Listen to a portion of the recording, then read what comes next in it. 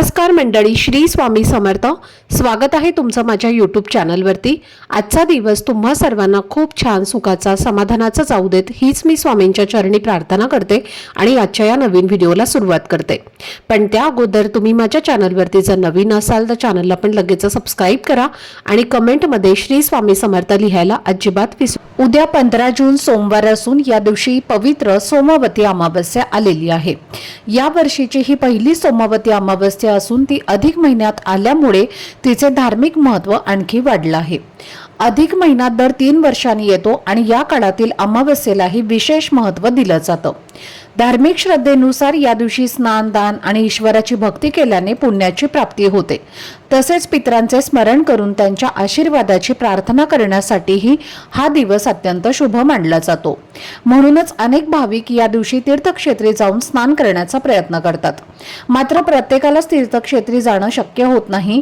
अशा वेळी घरच्या घरी आपण श्रद्धेने करायचे उपाय सांगितले जातात. तर आपल्याला उद्या आपल्या घराच्या उंबरठ्यावर एक खास वस्तू ठेवायची. तर हा उपाय कसा करायचा, कोणती वस्तू वापरायची आहे आणि त्याचं धार्मिक महत्त्व काय आहे याची सविस्तर माहिती मी आजच्या व्हिडिओमध्ये तुमच्यासोबत शेअर करणार आहे.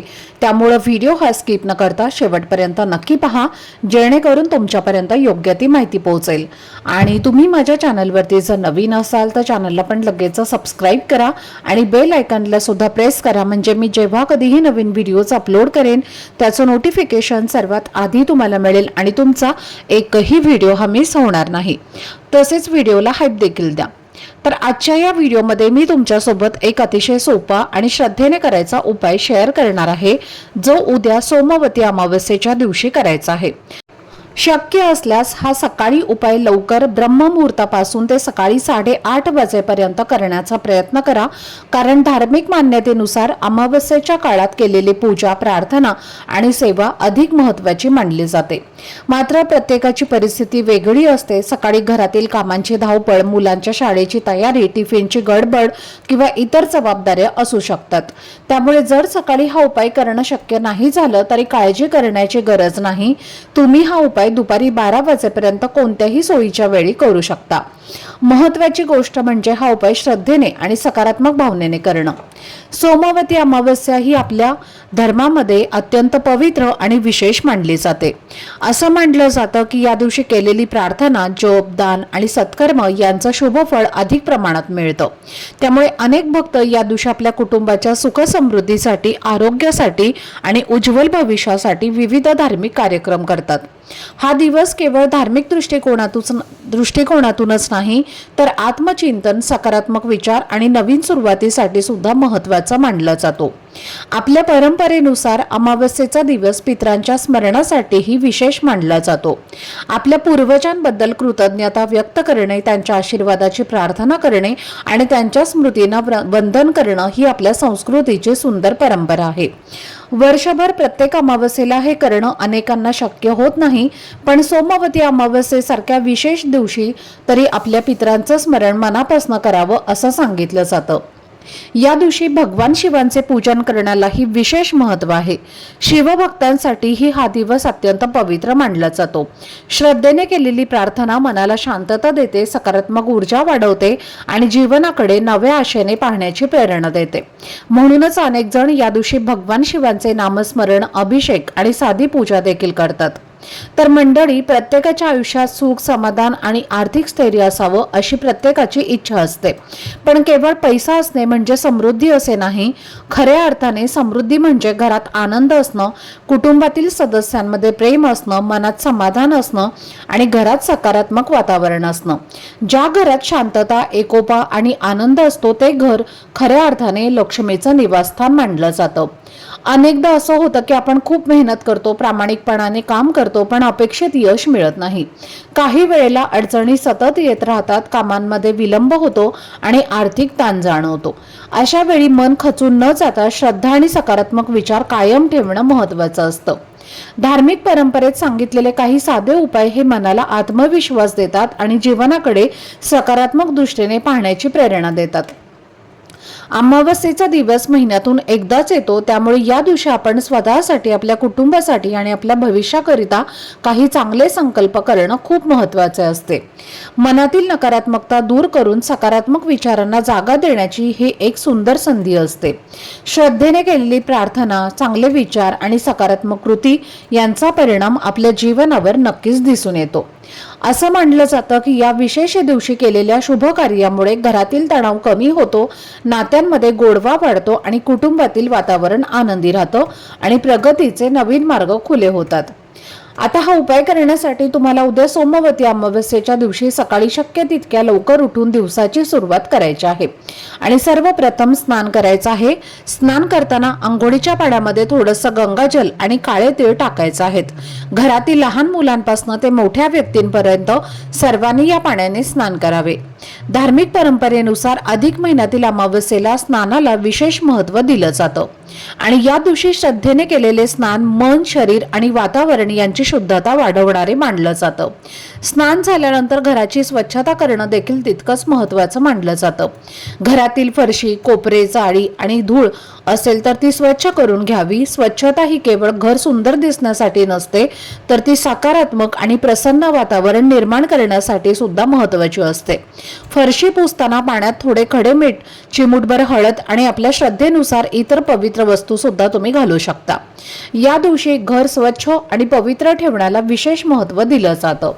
असं मानलं जातं की जेव्हा आपण घराची मनापासून स्वच्छता करतो तेव्हा घरातील जडपणा कमी होतो आणि वातावरण अधिक हलके, प्रसन्न आणि सकारात्मक वाटू लागतं. म्हणूनच अमावस्येच्या दिवशी स्वच्छता आणि शुद्धतेला विशेष स्थान दिलं गेलं आहे. घरातील प्रत्येक कोपऱ्यात स्वच्छ ठेवण्याचा प्रयत्न करा आणि शक्य असल्यास पूजा करण्याचं ठिकाणही नीट स्वच्छ करून सजवा. त्यानंतर एक लोटा स्वच्छ पाणी घ्यायचं आहे आणि त्यामध्ये थोडेसे मीठ मिसळायचे आहे. हे पाणी घराच्या मुख्य दरवाजाजवळ, उंबरठ्यावर आणि प्रवेशद्वाराच्या आसपास हलके शिंपडायचे आहे. त्यानंतर स्वच्छ कापडाने हे पुसून घ्यायचं आहे आणि परंपरेमध्ये आपल्या मुख्य दरवाजाला विशेष महत्त्व दिलं जातं, कारण घरात येणारी प्रत्येक व्यक्ती, प्रत्येक ऊर्जा आणि प्रत्येक शुभ कार्य याची सुरुवात याच ठिकाणापासून होते. उंबरठा हा घराचा मानाचा भाग मानला जातो, म्हणूनच तो स्वच्छ, सुंदर आणि पवित्र ठेवण्याची परंपरा आपल्या संस्कृतीत आहे. स्वच्छ उंबरठा घरातील शिस्त, सकारात्मकता आणि मंगल वातावरणाचे प्रतीक मानला जातो. त्यामुळे या दिवशी प्रवेशद्वाराकडे विशेष लक्ष देणं हे शुभ मानलं जातं. त्यानंतर एका वाटीमध्ये हळद घेऊन त्यामध्ये थोडंसं पाणी, गंगाजल मिसळून हळदीचं लेपन तुम्हाला उंबरठ्यावर करायचं आहे.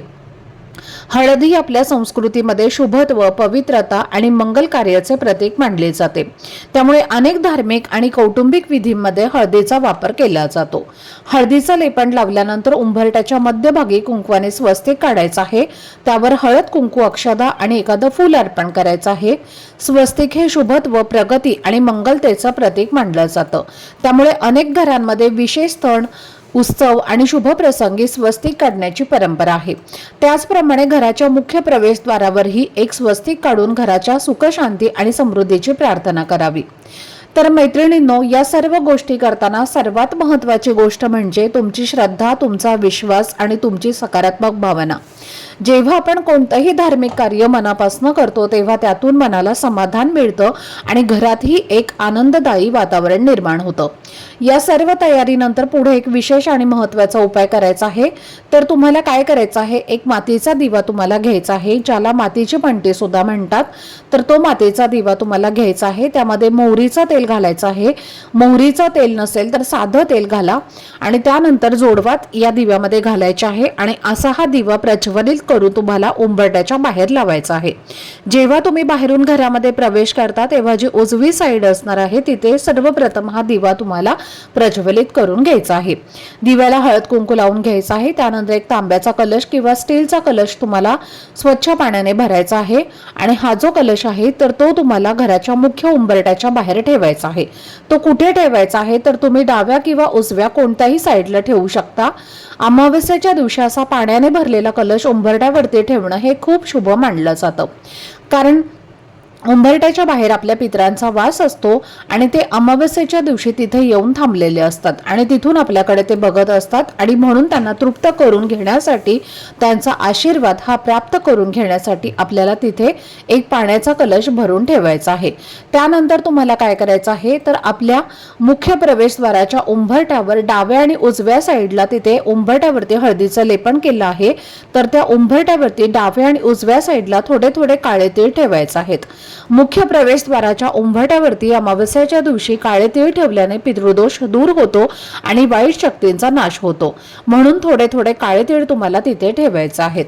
आणि त्यानंतर तुम्हाला एक नारळ घ्यायचा आहे ज्यामध्ये पाणी असेल, असा एक नारळ तुम्हाला घ्यायचा आहे। नारळावरती शेंदुराने किंवा कुंकवाने एक त्रिशूळ काढायचा आहे, नारळाची पूजा करून घ्यायची आहे आणि त्यानंतर हा नारळ तुम्हाला आपल्या मुख्य प्रवेशद्वारावरनं ज्या प्रकारे घड्याळाचा काटा फिरतो तसा तुम्हाला वरपासनं ते खालपर्यंत 7 वेळेला ओवाळून घ्यायचा आहे आणि ओवाळत असताना श्री स्वामी समर्थ या मंत्राचा जप करायचा आहे।